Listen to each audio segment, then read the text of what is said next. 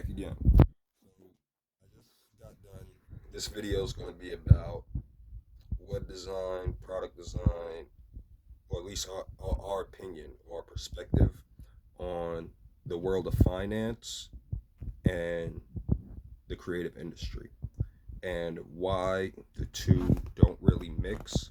And this video was actually inspired by a conversation I just had with an accountant, and she, at least from what she says, she got a lot of value from, hearing a creative's insight on the user experience and what draws creatives away from working or even dealing with people in finance and stuff. And usually people in finance identify this a lot easier, but when the shoe is on the other foot and they're trying to communicate their point of value to us creatives, I realize they don't understand that we're visual communicators. So by trying to show us numbers and words and charts, and half that shit gives us a headache, half of us don't even understand it, half of us don't even care. And some of us, we do care, and we do have an obsession or a love for numbers just as much as we do for visual communication and words or verbal communication. But to make a long story short, me and her, she was trying to sell me on an idea or a concept, and during the process we had a really good conversation about marketing, sales, the industry, the accounting and finance industry, and how their user experience is not really geared towards creatives, and what we could actually do or what we could build to actually to test out our idea or approach when it comes to engaging creatives or designers like ourselves, or like those who, or like other creatives who may not care too much about finances or keeping up or becoming more financially literate when it comes down to their business. And so I hate when I do that because sometimes I use too much words and literally forget where I was going. So boom, came back. All right. All right. So I was explaining to her during the process, when we were talking, we were having a conversation. She asked me, she was like, so in your opinion, how would you approach other creatives with financial services? And I told her, it may sound easy and simple, but it's really not. But the first step I would do is I would ask them why they don't want to. And I shared with her some of my reasons, and some of my reasons from like when I was lazier and had more of a normal perspective and didn't care about those areas of my life. So I shared with her, it was like, for one, I use pen and paper still. I don't use a software because I already have enough things and using enough programs and trying to learn this software, this thing, and that thing to even sit there and worry about how to use an Excel spreadsheet when it's not the driver of my business. It's important to your business, but it's not the driver of your business. The driver of our business in the creative field is design and creativity, or selling those services, or packaging them up into products and selling them, whatever. So managing our finances is not a driver of our business. We could still make $1 million without managing our finances. The problem with not managing your finances is, yeah, you'll make $1 million, but how long will you keep it for? And that's where financial literacy and those accountants are important. But explaining that to a creative that way will not convince them or engage them with your financial products or services more. And I explained that to her. So I was like, what you got to do is you got to understand, people don't like finance already because it's boring. So how do you, the main goal or the main problem is user experience and engagement. People don't want to engage with people or professionals in that industry because it's just the way it's been marketed for years. It's just always been serious, dull, or almost, serious and formal. So it's very scary to most people, or the average person doesn't think that they need that kind of service, even though they may, if they have certain financial goals and want to be financially free eventually. That's one of the steps to it and stuff that you cannot avoid. But most people do because it is a scary thing to step into.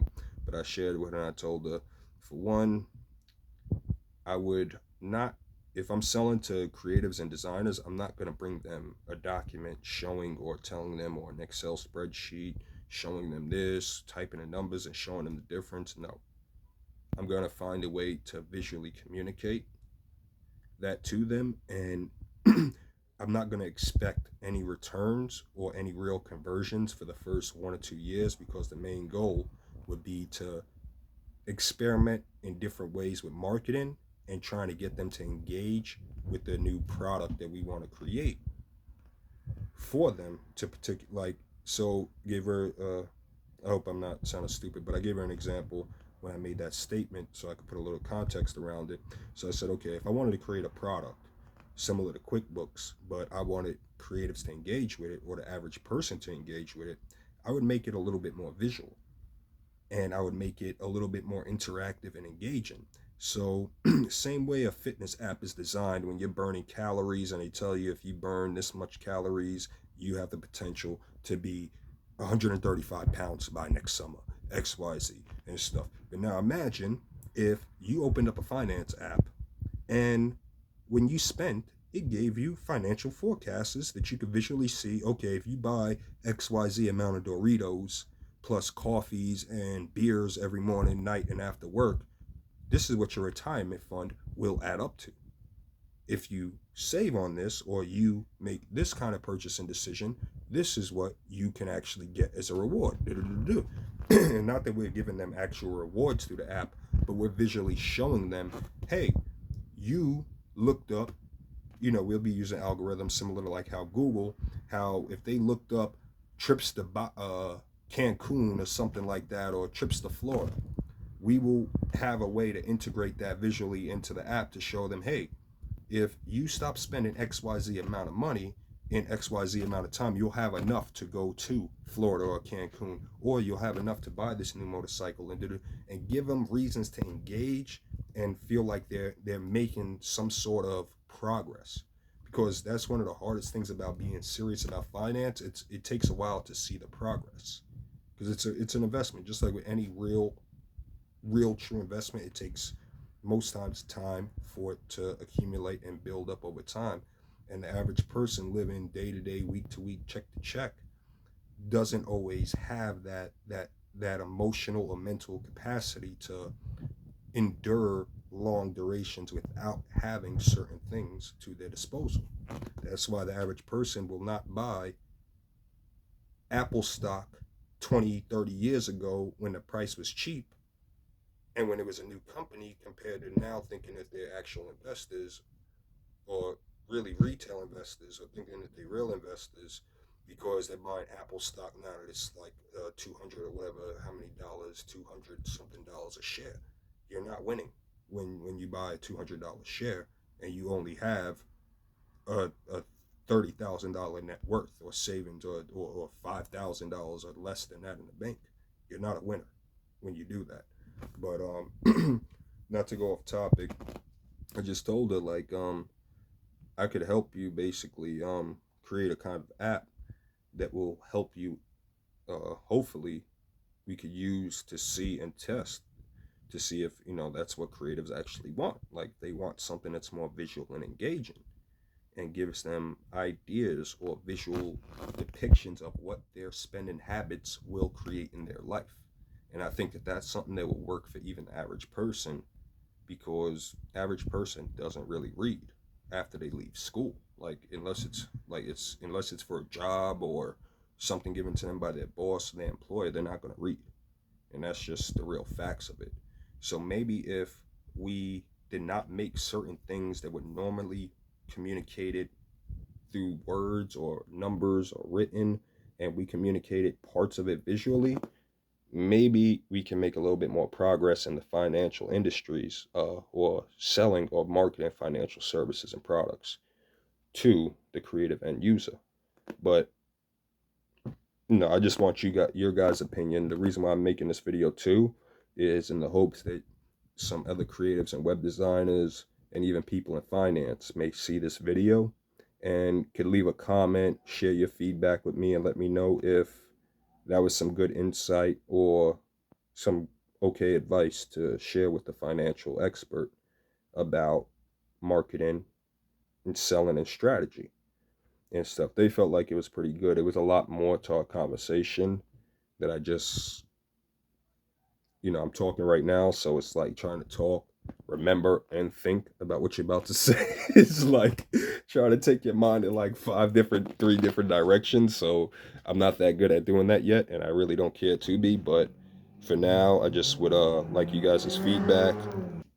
Yeah, for now, I just like you guys' feedback and your responses to how you think we could actually improve if you were a marketing firm or even a creative helping out somebody in the financial industry trying to either improve the current products and services that they already offer and how they market it, or just how you would help them reach more creatives and sell better to creatives. Because whatever you guys leave in these comments, I'm gonna look through them, and whatever ideas I assess and they seem pretty good or seem relevant or effective, I'll pass it on to that client, or to, they're not a client yet, but definitely gonna make them a client. Their goal was to make us a client, but we're working on making them a client, because now we identified through that conversation one of their biggest pain points,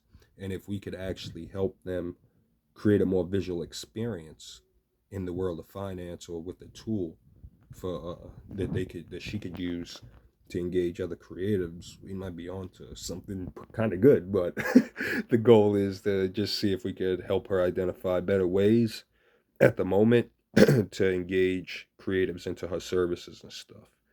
So, and I kind of told her too, another tip I gave her was you shouldn't go after freelancers that aren't already high net worth, because they don't really have the income to even support or care about your services. So you may want to target, if you're a financial accountant that wants to specialize in helping web creatives or designers, I wouldn't recommend um, starting out with freelancers. I would recommend you start out with an agency or companies, new agencies and new companies who don't have financial departments or things like that yet, but looking or working on it. And since I'm not really into selling financial services, I haven't really thought of any strategic or creative ways on how to find those agencies or companies. But I know if I put a little thought into it, I could probably figure it out for you guys who are watching this video who are in the financial service industry.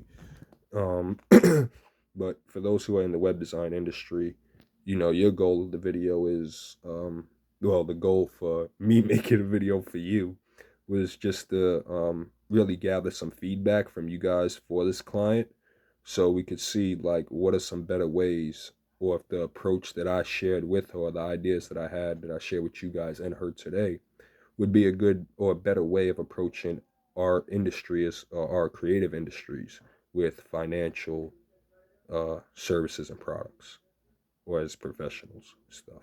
All right, so I hope I'm ending these videos off right. For some reason, I don't think I am, but I'm trying my best, so I don't really care, which I do, but you know what I mean. All right, have a good one.